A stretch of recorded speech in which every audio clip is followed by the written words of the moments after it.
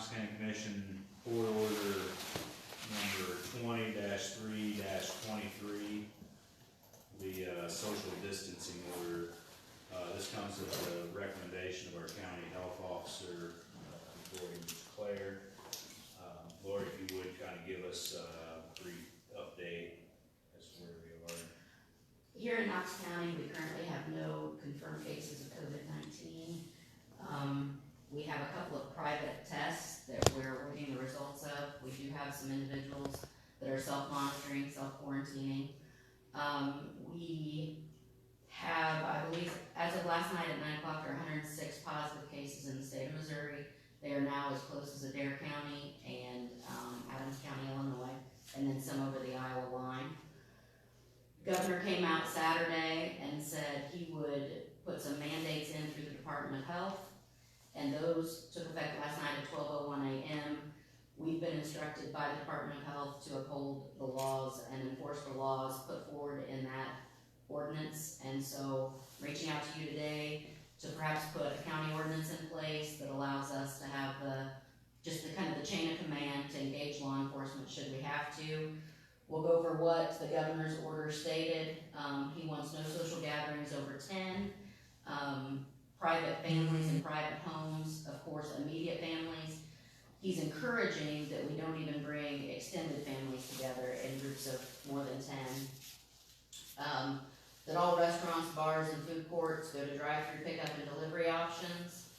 That there be no visiting to long-term care facilities or assisted living homes unless there's a critical assistance issue. And that would include needing extra workforce, or perhaps if a nursing home would have like a hospice bed in a particular room where that patient was receiving end-of-life care, allowing special circumstance for that condition. It also mandates that schools remain closed until April 6th, and we are to revisit the circumstances on April 5th and determine whether things get pushed out further. His executive order has the ability to go into the month of May. We would be taking this increments at a time. So as we would put it in place, and then we would give it the option to be extended should the governor say that that has to be done. I have already touched base with many of the entities that we're talking about here. The school district knows that the mandate is now April 6th.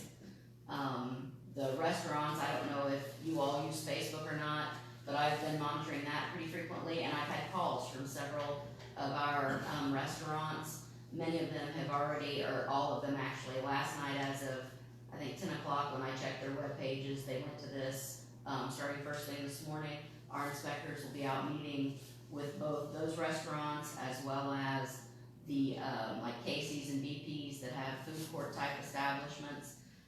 We'll be asking them to remove table and chair seating if they have it, and to eliminate the option for self access to stuff. If it's cooler type access like our grocery stores, we just want them to be wiping down those handles pretty frequently and encouraging social distancing in their facilities.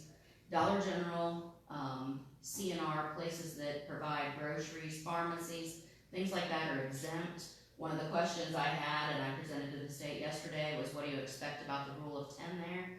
They said that they're not enforcing the rule of 10 within those establishments, but they do ask management to make sure there's room for people to be 6 feet apart. If you're not in an immediate family, you back away 6 feet, and if they feel they've reached their capacity, that they then cap the number of people in that facility until it clears out a little bit. So there's some judgment on the part of the manager there, and they don't have to just have somebody standing at the door counting people.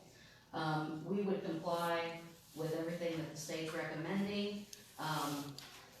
It would be simply, if we run into a situation where we have a group of people congregating and it's reported and we can't get them to break it up, or can't get parents to break it up if it's kids, then we would ask to engage the county enforcement and do that.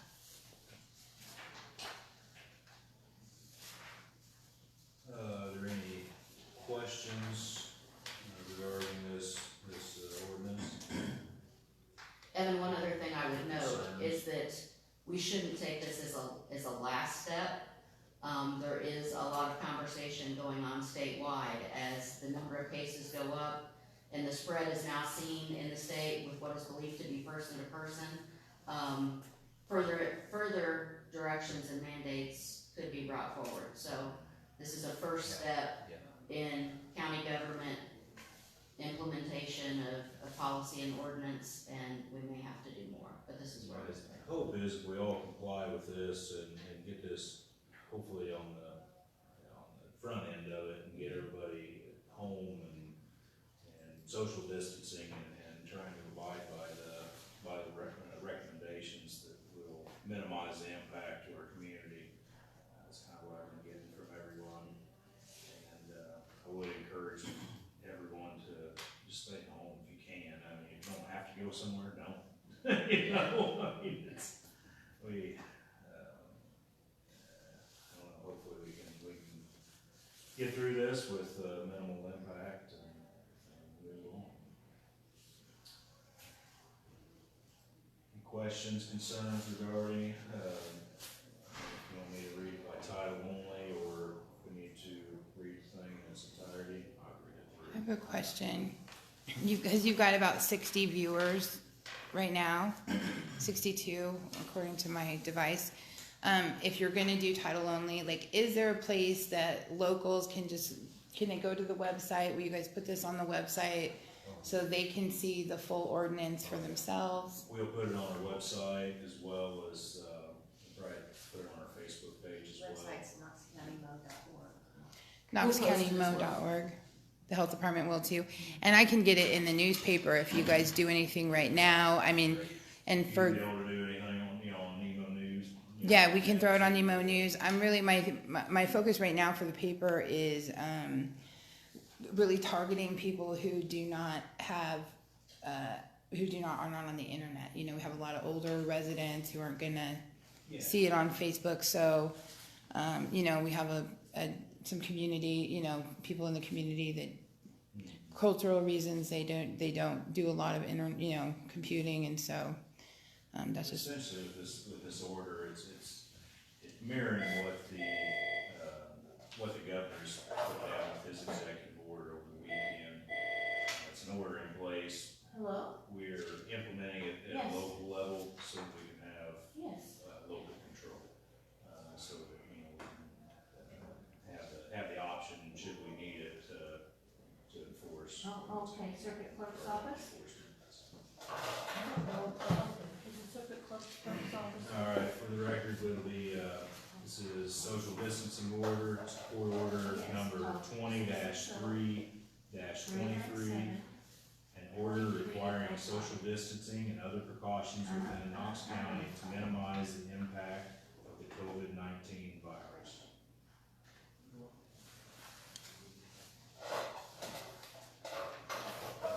Title of it. I'd entertain a motion to adopt this ordinance. Make the motion not to do it over. Motion been made, seconded. All those in favor say aye. Aye. Aye. Motion carries. This, we'll go ahead and sign this, and it will be effective immediately. okay. Can I just ask you guys questions? Sure. Since we're here, we've got so many viewers. Do you want to do just like a quick update on where we stand, or was that it at the beginning? At the beginning, that was it. I can say it again if you want. Could you? So no current cases identified in Knox County. We've had no positives to date. We do have some private testing out. Counties around us are reporting they also have private testing out. There's been one confirmed case in Adair County. And as everybody's watching the news coming out of Quincy, there have been some in Adams County. But we are still positive free here in Knox County, but acting in a way as if, which we know it could be there. So we're encouraging people to social distance and follow the mandates of this order. Okay. And then Evan, can you talk about how operations are running here at the courthouse? The courthouse is closed to visitors. We do. We have shut it down to visitors and foot traffic. We are continuing to conduct business, county business. Our road crews are still out doing their thing. Offices are still holding their own. If we're encouraging anyone that needs to conduct any business to do the best to do it over telephone, email, any electronic sources. If for some reason there has to be a face-to-face encounter, we have to meet with someone in person, call ahead. Our number's posted on the door. They're also posted on our website. Call ahead and get an appointment, and we'll let people in on a case-by-case basis. We're trying to do everything we can to keep our local government working, healthy, and keep everything going. If you do have to come in, most of the people we are taking to our break room. That way it's not being spread throughout the whole courtroom. So if you do come in and you're taken there, it's not something against you. It's just what we've kind of implemented and trying to do with anybody that is coming in off the street. Honestly, it's been my experience, like here in Knox County, I think we are fortunate. I think a lot of people started doing everything needed to be done, just from my perspective, like immediately. The governor came out and said no gatherings less than 50 people. We saw Knox County groups who were having these gatherings came forward themselves and canceled their events. The banks decided themselves to just move to drive-throughs. It was really sweeping. And then when the president came out and said no gatherings of more than 10, before we got any information from the governor whatsoever, at least here locally, everything kind of systematically ground to a traffic halt. Are you guys seeing that too, as far as we didn't need a lot of instruction. Everyone just kind of did what we felt needed to be done. I think they absolutely have. And the reason we're moving forward with an order today has nothing to do with non-compliance. Locally, it has everything to do with the state health department mandating to us that we now have to enforce it. And it was my concern to the commission that we be able to get the due process rolling and assure that we're protecting the rights of people while we're doing that.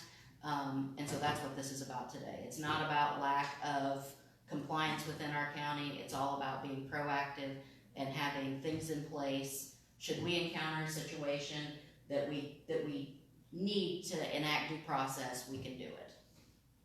I think in general, the citizens and organizations of the county have done an excellent job, self-monitoring and doing, taking it upon themselves to follow the instructions been laid down. I think we all stick together and stay 6 feet apart, but stick together and make it through this. Our community will survive. We'll be stronger on the back end of it. So, and if anybody needs to contact, the county, the commission's office, you guys, the phone lines are open. Everyone, for the most part, all of us, we're just a phone call away. Exactly. And they can call during regular business hours. People will be here to. Call, text, email. All offices in the courthouse are open. The doors are just locked, so call before coming. All offices are open and we'll fill calls. And that is the situation with the county health department too. Okay, well, thank you so much. I'm going to go ahead and turn this live stream off unless anyone has anything else you think you need to add. Can't think of anything right now. Stay safe. Stay home. Okay, very good. Maybe call your older check on your people. neighbors Yeah, we've been doing a lot of that. You mentioned internet and phone access and some people that just don't utilize it. We definitely need to be calling.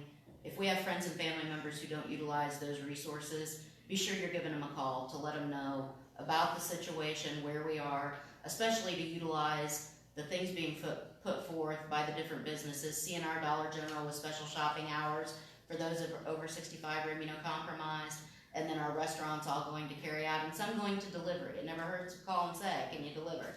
So utilize those resources. The businesses are going above and beyond for us, and we want to make sure they stay in business. So it's fine to utilize those things. Okay, very good. Thank you so much. I'm Echo Menges for the Edina Sentinel, NemoNews.net. We are here with the Knox County Commission, and Lori Moots-Clare is the administrator of the Knox County Health Department. Thank you so much for watching this live stream. Signing off for now.